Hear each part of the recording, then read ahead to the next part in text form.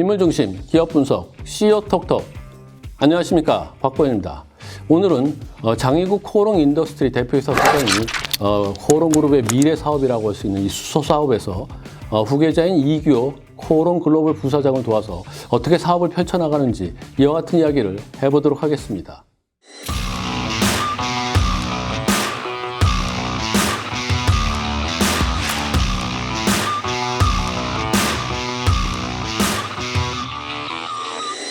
네, 오늘도 비즈니스 포스트의 조장우 기자가 자리를 함께 했습니다. 안녕하세요. 비즈니스 포스트 조장우 기자입니다. 네, 조장우 기자. 코오롱 그룹의 이 수소 사업은 이규호 부사장이 처음으로 전면에 들고 나온 그런 사업이에요. 자, 오너 일가에서 이제 직접 총괄하니까 아무래도 이제 수소 사업을 키우겠다는 의지가 그렇게 강하고 앞으로 탄력을 더 받을 거다. 뭐 이런 생각이 들기도 합니다. 그동안 코오롱 그룹은 이번에 그 이규호 부사장이 전면에 나서기 전까지 이 사장단 협의체인 원앤온리 위원회를 운영했었어요. 이 원앤온리 위원회가 뭔지 한번 좀 설명을 해 주시죠. 원앤온리 위원회는 2018년 말 이웅렬 명예회장이 경영 일선에서 물러나면서 설치했던 경영 총괄 조직입니다.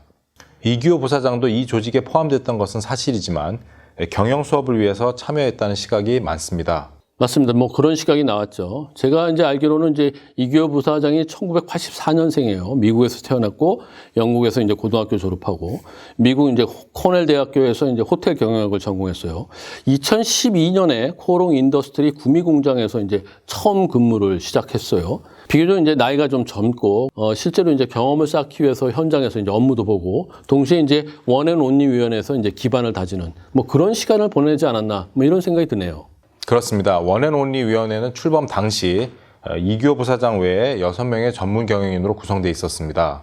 특히 장의국 사장은 원앤온리 위원회에서 화학기업 경영과 관련해서 이규호 부사장의 식견을 넓히는 데 일조했을 것으로 보입니다. 다만 원앤온리 위원회 체제 하에서는 이규호 부사장이 전면에 나서지 않아서 미래 사업인 이 수소 사업의 추진력이 경쟁 회사인 효성에 비해서 약하다는 평가가 나오기도 했습니다.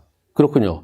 아무래도 이제 신사업이다 보니까 투자도 진행해야 되고 뭐 방향성도 제시해야 되고 이러는데 위원회로 운영되고 오너가 이제 지휘하는 이런 힘이 없으니까 굉장히 좀 약하지 않았나 이런 생각이 들어요. 하지만 이번에 이제 이규호 부사장이 수소 사업에 이제 총괄을 하고 전면에 나섰으니까 뭐 사업 진행에 탄력이 붙지 않을까 이런 그 기대를 해봅니다. 그렇습니다.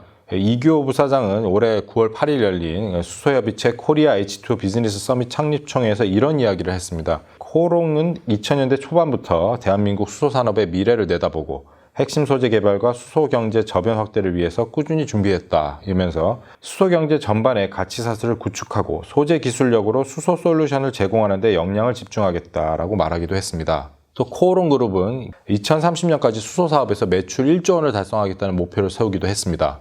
코오롱 그룹의 수소 사업은 이제 코오롱 인더스트리를 중심으로 코오롱 글로벌, 코오롱 플라스틱, 코오롱 글로텍이 주도하게 됩니다. 네, 그렇군요.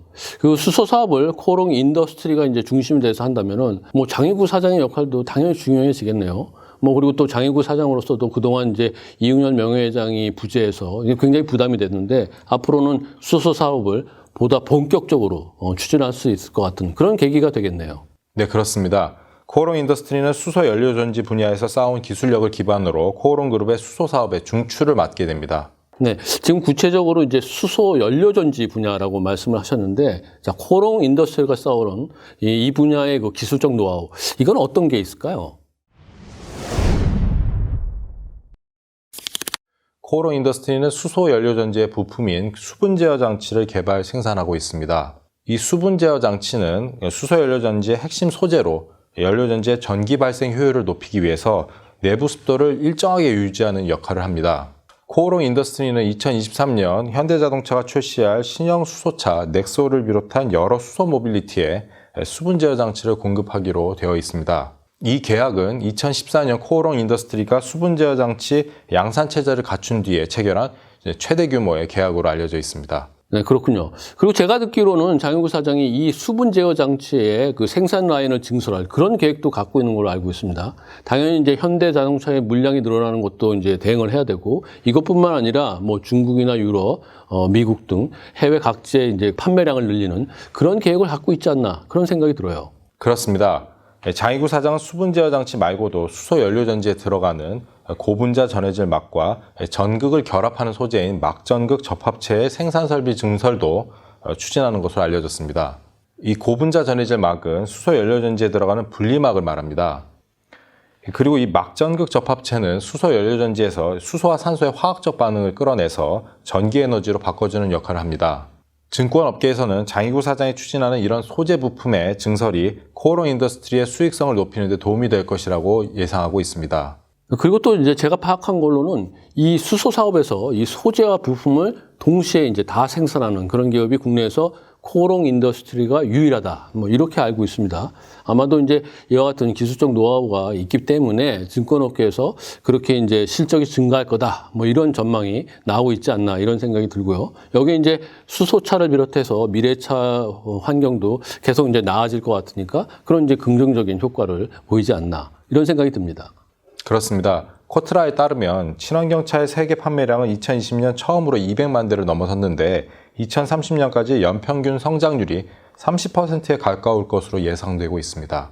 네, 그리고 이제 그 장이구 사장이 기존의 그 코오롱 인더스트리의 사업 부문을 아주 양호하게 잘 이끌어왔고 그런 것들이 이제 수소 사업을 뒷받침할 원동력이 되었다. 뭐 이런 평가가 나오고 있는데 이런 부분은 어떤가요? 맞습니다.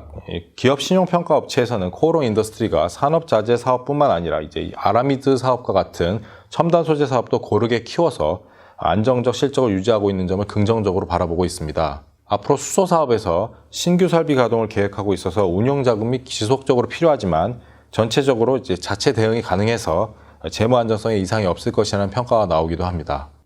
네, 그렇군요. 장이구 사장이 기존의 이익을 탄탄하게 가져온 데다가 이규호 부사장이 이제 전면에 등장하면서 수소 사업에 탄력이 붙는 것 같은 그런 느낌이 듭니다. 이규호 부사장은 앞으로 그룹 승계를 위해서도 이 수소 사업의 성공은 대단히 큰 의미가 있지 않을까 이런 생각이 들기도 합니다. 또 당연히 이제 코오롱 그룹의 수소 사업의 중추 역할을 맡고 있는 이 장이구 사장의 어깨도 더 무겁지 않을까 이런 생각도 들고요. 장이구 사장은 코오롱 그룹의 전문 경영 가운데서는 최선임에 있습니다. 따라서 이 수소 사업의 기반을 잘 닦아서 후배들한테 물려줄 그런 생각을 하고 있지 않을까 이런 느낌도 듭니다. 앞으로 장이구 사장이 코오롱 그룹에서 어떠한 일들을 펼쳐나갈지 저희들이 계속 지켜보도록 하겠습니다. CEO톡도 장이구 코오롱 인더스트리 대표이사 사장 이야기 이것으로 마무리하겠습니다. 여러분 끝까지 시청해 주셔서 대단히 감사합니다.